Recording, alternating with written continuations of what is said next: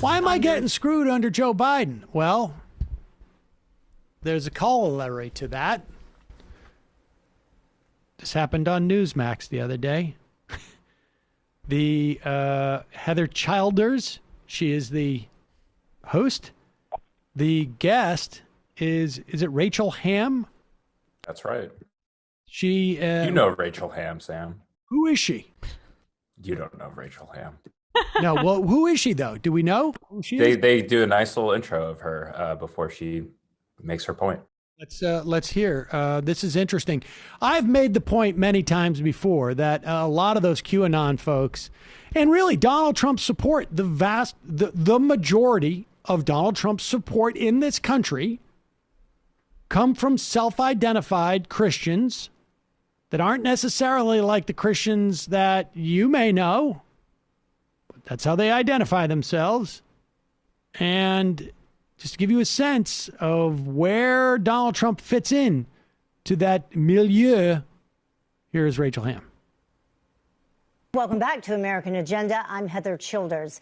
There's this new column that we want to talk about right now. It's in Vox, and it's calling Donald Trump's presidency, the former president, a catastrophe for American Christianity. This despite the fact that President Trump, the former president, gained plenty of support with the Christian community during his presidency, especially with evangelicals. Joining us now is the author of the book, Life Changing, Rachel Hamm. She's also the host of the Rachel Hamm Show. Thank you so much for joining us, Rachel. We appreciate it. I'll just start with the obvious question. Was the Trump presidency, in fact, a catastrophe for Christianity? Well, I have to laugh. President Trump was the best thing to happen to the Christian church in America since maybe Jesus. So, yeah, that's ridiculous. I read the article. I thought if it weren't, I don't know. I didn't know if he actually believed the things he was saying, but he is not in touch with what the evangelical church thinks at all. Yeah.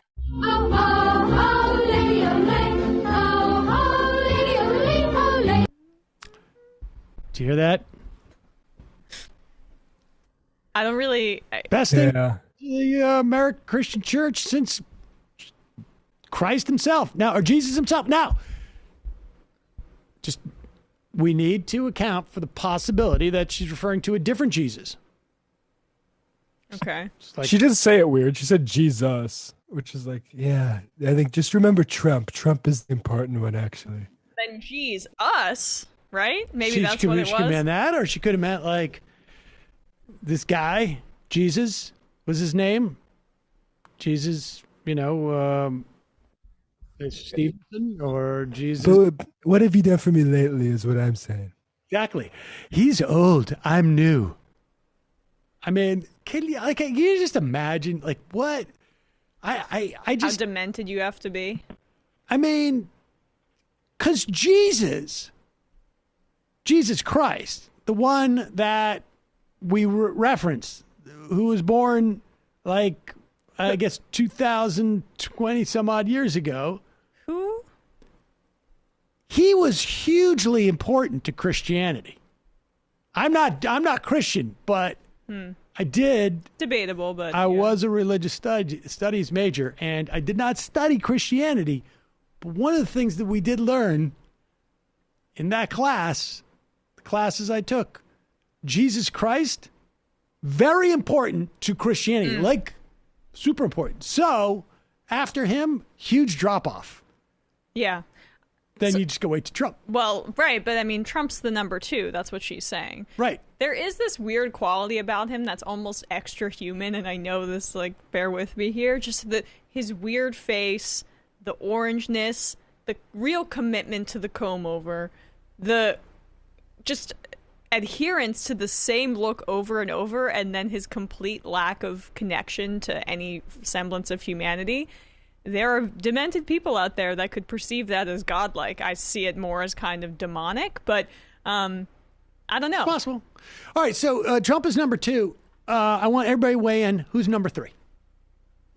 It's been a drought, it's kind of Jesus and then not a whole lot going on for the Christians until I came around. Yeah. That happened to me. And a lot of people don't know Jesus, born a Jew, actually. A lot of people don't know that. A lot of people don't know. A lot of people saying that now. probably Netanyahu's number 3, right? For being real, for advancing the agenda. Jesus, Trump, Netanyahu. Pat Robertson. Bob Kraft. Bob Kraft, too. Brett Favre. Bob Kraft, I would say. Great at golf. Nick Saban. Great at golf. Yeah, I mean, the weird cultural obsession with Trump, it just persists. Also, I think that there's a worship of him in a way that we don't like to even admit to ourselves, that some of these intense evangelicals have.